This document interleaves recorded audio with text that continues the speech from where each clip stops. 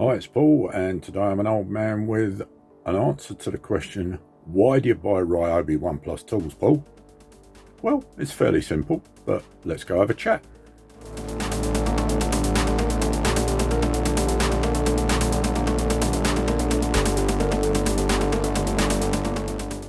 So, I was in a situation where I needed to buy some new battery tools. If you look at the reviews, you'll see I had an ancient Makita 6280D battery drill. That was out of date because Makita, being the marketing gurus that they are, changed their battery design from the old-fashioned Makita battery that you'll see in that battery drill. So there was nothing tying me to a particular brand. To be fair, if I'd had the money, I would have gone for Makita because I think Makita's a pretty good kit, but it's a lot more expensive. And so I had the choice of Ryobi, which is a slightly less expensive brand, or maybe some of the really cheap stuff like Urbauer and some of the Audi brands, the Work Zone, is it? Something like that. And Shepak and things like that. They tend to do some real good value stuff. The problems I'd got were, at the time, I was looking at eventually buying quite a few tools, which you'll see a fair number in the video here. And nobody else really had the range that Ryobi One Plus had. Ryobi One Plus was affordable to me. Again, at the time they were doing a lot of launch specials, so I got some of the stuff like the battery drill at a reasonable price, and I think the reciprocating saw, the Sabre saw, whatever you want to call it, I think I got that at a discount, and the jigsaw and circular saw I bought as a kit, and again at a good price. So if you wait around for the right time of year, if you can do that, you can get good deals on some of the kit. And to be fair, whilst you might not view it as professional level, aside from the one failure that I mentioned in the multi-tool review, I've never had any of them fail on me. I broke the reciprocating saw. I have a habit of not treating my tools well. I smashed the batteries in too hard, and I actually broke one of the locating terminals on the battery holder on the reciprocating saw. So I had to buy a new one, which I bought from a Ryobi spares place, which I think cost me about £15. So that's back on the road, that's a runner. And as said, the multi-tool failed on me. I claimed under warranty from Amazon. They replaced it with absolute no questions, got it next day, and I was back up and running. So I've absolutely no complaints about the quality. Would it last if you were using it every day?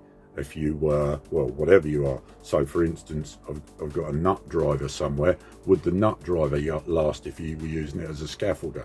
Possibly not, because that's a bit full on. Would the drill work every day? Would it survive every day if you were using it as a builder or a carpenter? Again, possibly not. But I'm not any of those. I left that far behind years and years ago. And in those days there was no such thing as battery tools, so we didn't even entertain it. So they seem aimed at the probably the DIY market, I'd say, and certainly looking at the reviews across the internet, I've got nothing that tells me anything different. As I say, they do a huge range of tools, and I've been overall impressed by the kit. I don't have any regrets about making the decision to go with Ryobi instead of any of the other name brands. I see a lot of tool fanship on the internet, particularly with DeWalt and Milwaukee for the Americans. The Americans like the Milwaukee. I'm really not bothered. I like the Ryobi. I'm not, I must buy a Ryobi. I have to buy a Ryobi because I've invested in the rest of the Ryobi. So to change now would cause me a bit of a drama because I'd have to go with another battery range, and I don't particularly want to do that. I've seen on Amazon you can get battery adapters. I think they're made by somebody called Badapter or something like that. So It's not impossible, but I think from reading into them, you can only use them in certain directions. So you can convert, say, a Makita to run off a DeWalt battery, but not necessarily a DeWalt to run off a Makita battery or something like that.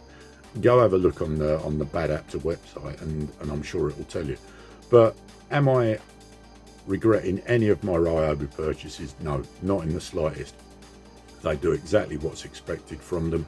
I will review them all in time. There's just a few to get through.